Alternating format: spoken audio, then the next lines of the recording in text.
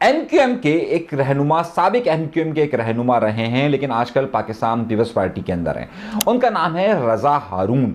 रजा हारून ने पिछले दिनों एक पॉडकास्ट के अंदर कहा कि एमक्यूएम ने अपनी तारीख में कभी भी ऑफिशियली, कभी भी किसी जगह पर भी ऑफिशियली ये नहीं कहा कि सिंध को तकसीम किया जाए और कराची को सूबा बनाया जाए। अच्छा, जब हमने भी चेक किया था तो ऐसी करारदाद कभी भी एमक्यूएम ने अपने उरूज के अंदर भी नहीं दी है। लेकिन एक बड़ा मामला हुआ है, और बड़ा मामला इस सेंस में हुआ है कि पिछले चंद दिनों से इस्लामाबाद के अंदर ये बाज़गश्त बहुत ज़्यादा सुनाई दे रही है कि तमाम जगहों पर, तमाम सूबों को तकसीम किया जाए और उसको छोटे छोटे इंतज़ामी यूनिट बनाए जाए।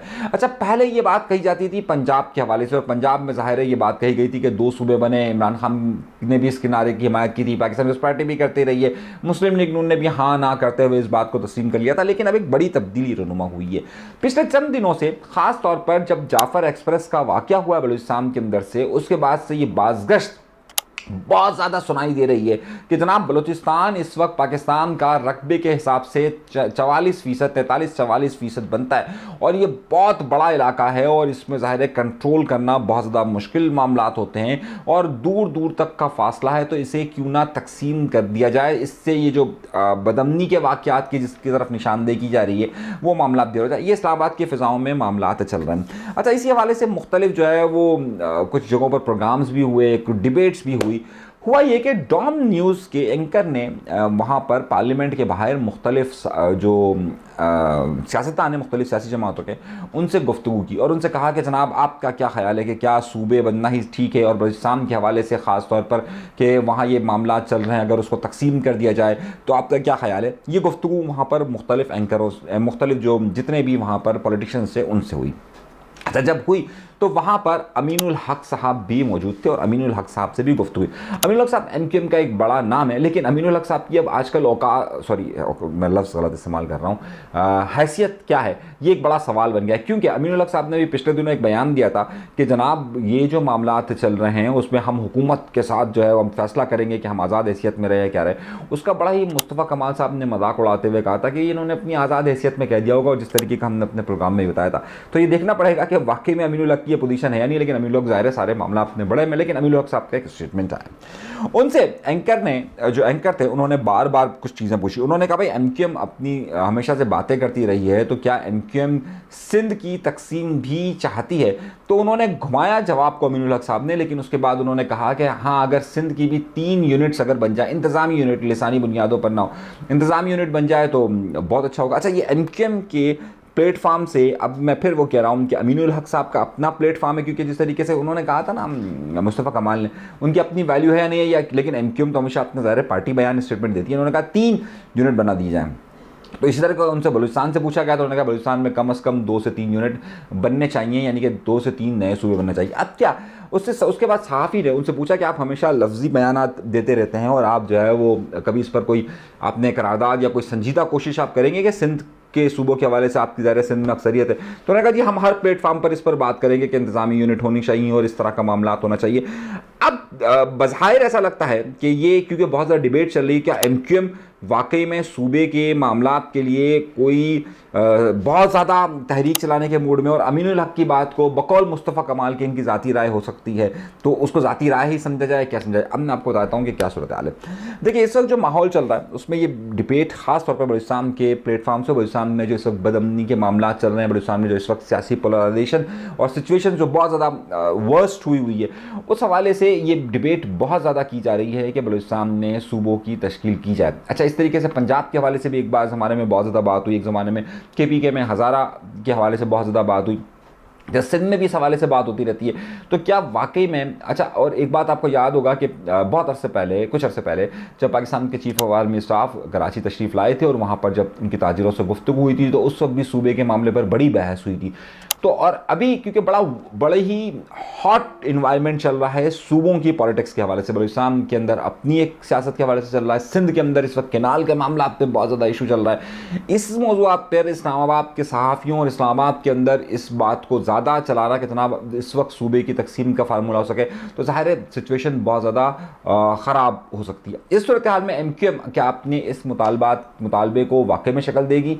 मेरा ज़ाती ख्याल है कि सहाफ़ी का ज़बरदस्ती का एक सवाल सवाल था, यानी कि ज़बरदस्ती वो इस सवाल का जवाब नहीं देना चाहते थे, लेकिन ज़ाहिर है सहाफ़ी अब वो खड़ा हुआ उनको जवाब तो दे रहा है। अच्छा, उस सहाफ़ी ने बार बार 2-3 बार उनसे ये पूछा। तो मेरा अपना ज़ाती ख्याल ये है कि अमीनुल हक साहब जो हैं वो और एमक्यूएम की इस वक्त पॉलिसी इस तरफ नहीं होगी कि टकराव की तरफ वो जाए, ख़ासतौर पर पाकिस्तान पीपल्स पार्टी से इस वक्त टकराव की तरफ जाए, और एमक्यूएम इस वक्त जो सिंध के एनवायरनमेंट है उसके मुताबिक इस तरह से आए, तो ज़ाहिर बहुत सारी सिचुएशन हो सकती है। तो मेरा ख्याल है कि अमीनुल हक रास्ता काट रहे थे लेकिन वो रास्ता नहीं निकला, और वैसे भी बकौल मुस्तफ़ा कमाल के ये इनकी ज़ाती बात होगी तो ऐसा कुछ होता हुआ नज़र नहीं आ रहा। एक मैं ख़बर आपको दे रहा हूँ, इस खबर को आप ज़रा सा समझिए।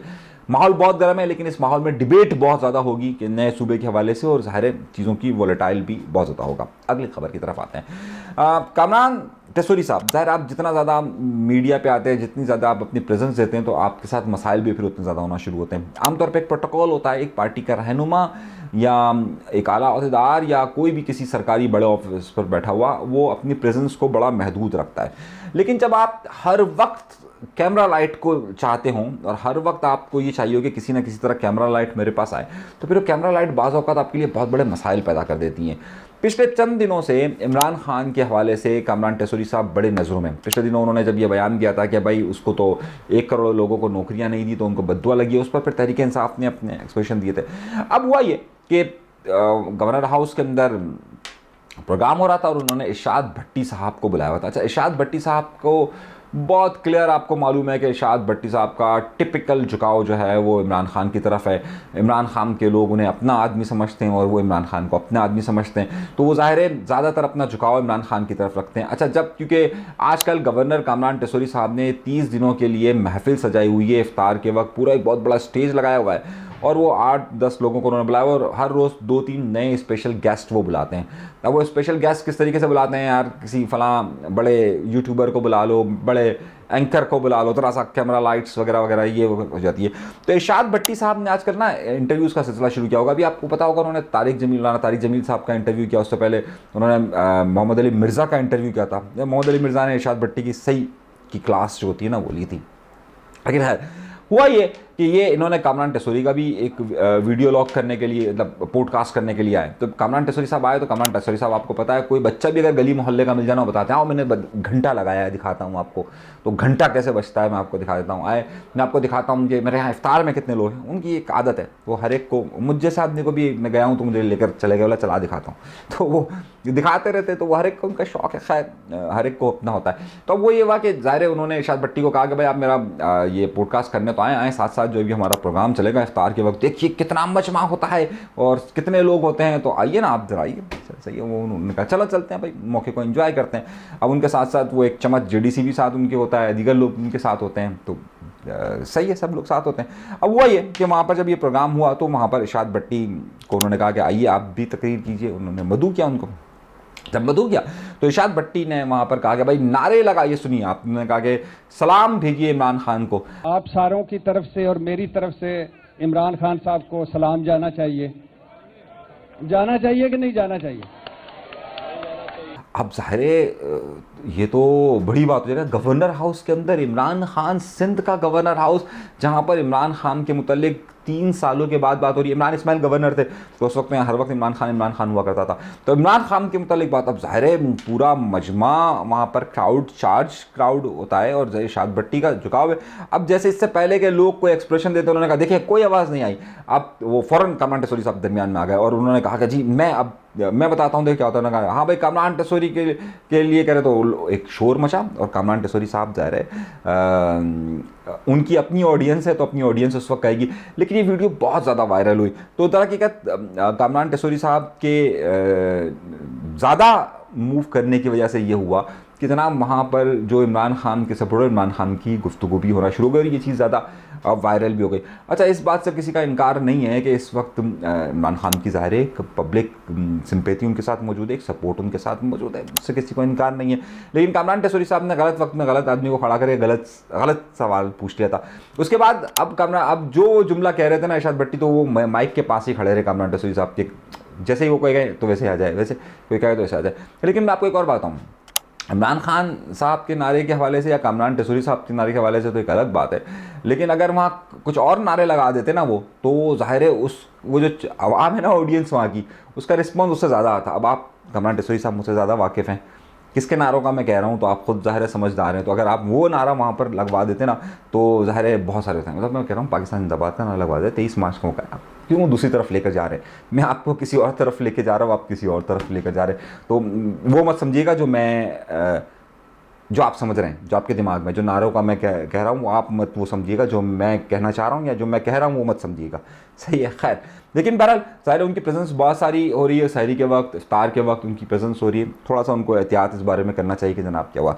एक और बड़ी बात हुई है सिंध असम्बली के अंदर, इजलास के अंदर वज़ीर तालीम साहब ने इकरार किया है कि 20,000 सरकारी स्कूल जो है वो सिंध के अंदर बंद हो चुके हैं और कह रहे हैं कि जनाब हमारी खामियाँ हैं, हमारी कोताहियाँ हैं, हम इसे पूरा करने की कोशिश कर रहे हैं। अब आप खुद देखिए, 17 साल हो चुके हैं पाकिस्तान पीपल्स पार्टी की गवर्नमेंट को और उनका वज़ीर तालीम वहाँ पर बैठ कर ये बात कहता है कि जी हाँ 20,000 स्कूल जो है वो हमारे काम नहीं कर रहा है, फंक्शनल नहीं कर रहा है। इट्स अ वर्थ, यानी कि 17 साल हुकूमत के बाद भी अगर आप तालीम के मैदान में यहाँ तक नहीं पहुँच सके, आप किसको इल्ज़ाम देंगे?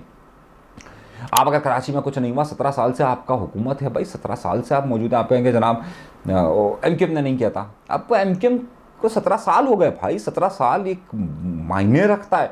17 साल आपका दौर हुकूमत है और 17 साल में भी आप कहेंगे जनाब अभी कुछ नहीं हुआ, तो आखिर कब होगा? और जब आप खुद ये इकरार कर रहे हैं तो आपकी कारकर्दगी को कब तक लोग सराहेंगे? इस वक्त पाकिस्तान पीपल्स पार्टी हर मुमकिन कोशिश ये कर रही है कि वो जो कैनाल वाला मामला है उसके अंदर अपनी प्रेजेंस को इस तरीके से जाहिर करे कि ये जो बैड गवर्नेंस का सिस्टम है, जो बुरी तर्ज हुक्मरानी है, वो धुल जाए और वो सिंध कार्ड को बहुत अच्छी तरीके से खेल सके। मेरा नहीं ख्याल कि पाकिस्तान पीपल्स पार्टी इसमें मज़ीद ज़्यादा कामयाब हो सकेगी। इतना ज़्यादा आप कब तक आखिर आप सिंध कार्ड को खेलते रहेंगे? कब तक आप सिंध कार्ड पर चलते रहेंगे? मोहतरमा बेनज़ीर भुट्टो साहिबा की शहादत के वाक़े को आप 17 साल से कैश करवा रहे हैं। अगर कारकर्दगी के हवाले से देखा जाए तो ज़ाहिर है जीरो। एक बात ये भी कही जाती है कि जनाब कारकर्दगी पे कौन सा वोट मिलता है, या तो बयानिए पर या फिर कहीं और से वोट मिल जाता है, तो सिर्फ उसी तरफ देख लें भाई, फिर आप